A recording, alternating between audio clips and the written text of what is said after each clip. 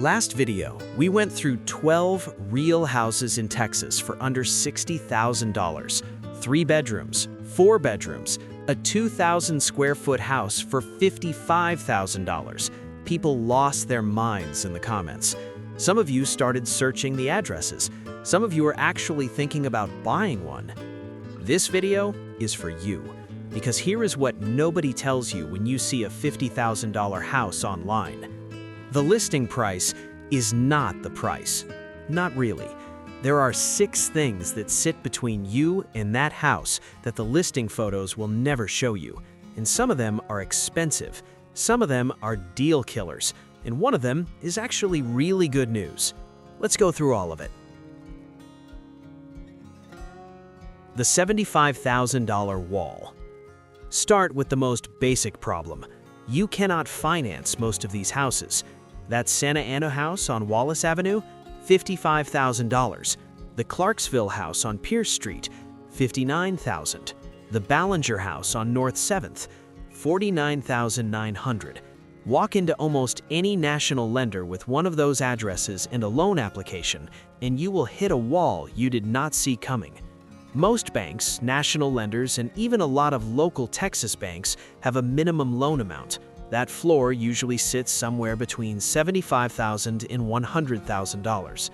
Below that number, they simply will not write the loan. It is not profitable enough for them to service. The paperwork is the same, the underwriting is the same, the risk management is the same, but the interest income is a fraction of what a larger loan generates, so they pass. What that means practically is this. A 3.5% down FHA loan on a $55,000 house does not exist in any meaningful way. The math works on paper, the lender will not do it. So who buys these houses? Cash buyers, investors who already have capital sitting somewhere, people who can walk in and write a check for the whole thing. Or they use what is called hard money financing, private lenders who specialize in short-term loans on investment properties. The catch there is the interest rate. We are talking 10 to 15% in some cases, which is roughly double or more what a traditional mortgage would cost. This is why you see the phrase cash only on so many cheap listings. Half the time it is not because the house is a disaster, it's because no bank will touch a loan that size. If you are not a cash buyer and you are not an experienced investor with private financing relationships, this entire category of housing is essentially locked behind a door that the listing does not mention. The tax trap nobody talks about. Texas loves to advertise the fact that there is no state income tax.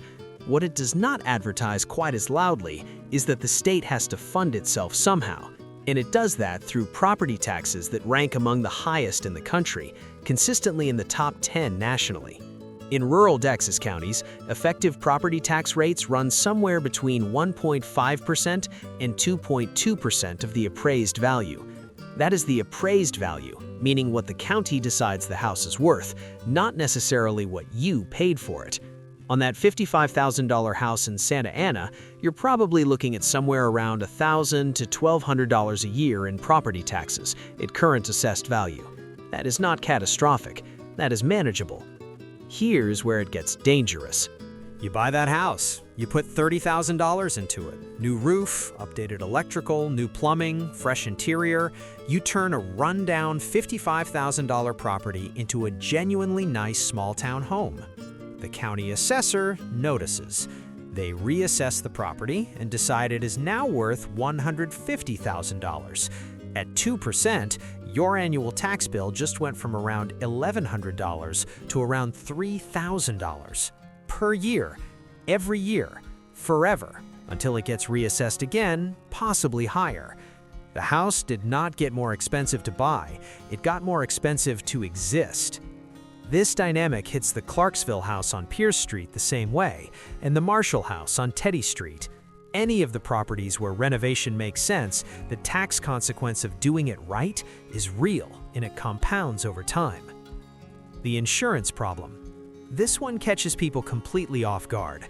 In Texas right now, most insurance carriers require what is called a 4-point inspection on any home older than roughly 30 years. The 4 points are electrical, HVAC, plumbing, and roof. Go back and look at the houses from the last video. The Rockdale house on West Bell Avenue was built in 1915. The Abilene house on South Willis Street was built in 1923. The Marshall house was built in 1935. The Giant, the 2,068 square foot house, was built in 1934. Houses that old frequently contain systems that modern insurance companies simply refuse to cover. The most common problem is something called knob and tube wiring. That was the standard electrical installation method before the 1940s. Today, it is considered a fire risk. If an inspector finds it in the walls, most standard carriers will decline to write a policy. Full stop. Roofs are the other major issue. If the roof is more than 15 to 20 years old and there is no documentation of recent replacement, carriers will either require replacement before issuing coverage or decline entirely. When that happens, buyers get pushed into the Texas Fair Plan. That is the state's high-risk insurance pool, essentially the last resort option for properties that the regular market will not touch. The Fair Plan works. It provides coverage, but it costs 2 to 3 times what a standard policy would cost on a comparable newer home. So your $55,000 house suddenly carries an insurance premium that erases part of the financial advantage you thought you had. Get the 4-point inspection done before you close, not after. The utility surprise. This one is less dramatic than the others, but it adds up fast. Think about how infrastructure works in a city like Dallas or Austin. Millions of residents, massive water systems, dense power grids.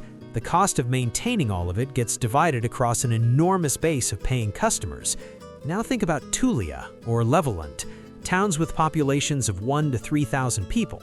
The infrastructure still exists. The water lines, the sewer systems, the power delivery, it all has to be maintained. But those maintenance costs are split across a tiny fraction of the customers a city would have. If a property has been sitting vacant for a few years, which many of these cheap listings have been, reconnecting water and sewer service can cost anywhere from a few $100s to $5,000 before you can even turn a tap on. Electricity in rural areas often runs through cooperatives instead of major utility companies. Co-ops serve long stretches of low-density land. The delivery fees they charge reflect the cost of maintaining miles of power lines for relatively few customers.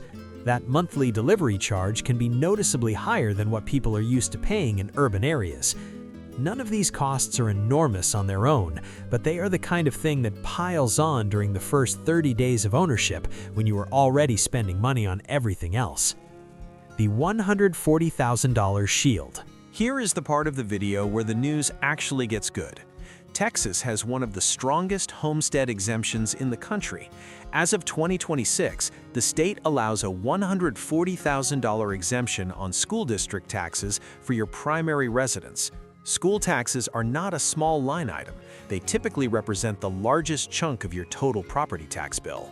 For someone who buys one of these houses and actually lives in it, that exemption can reduce the taxable value used for school taxes down to zero or close to it.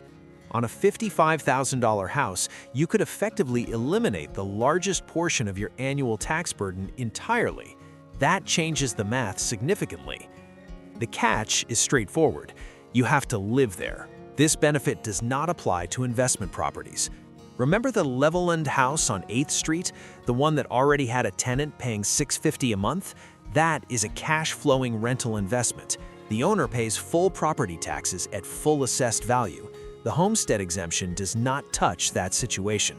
So if you're buying one of these houses as a home, as a place to actually live, the Texas tax system has a significant benefit built in specifically for you.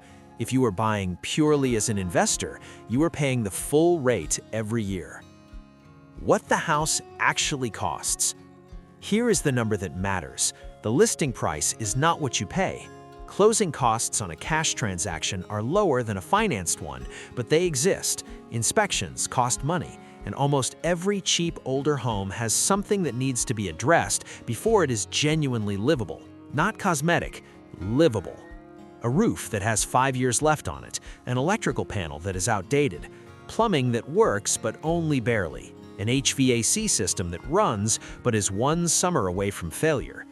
Real estate investors who buy properties in this price range typically budget an additional 15 to 20% of the purchase price for the first 30 days.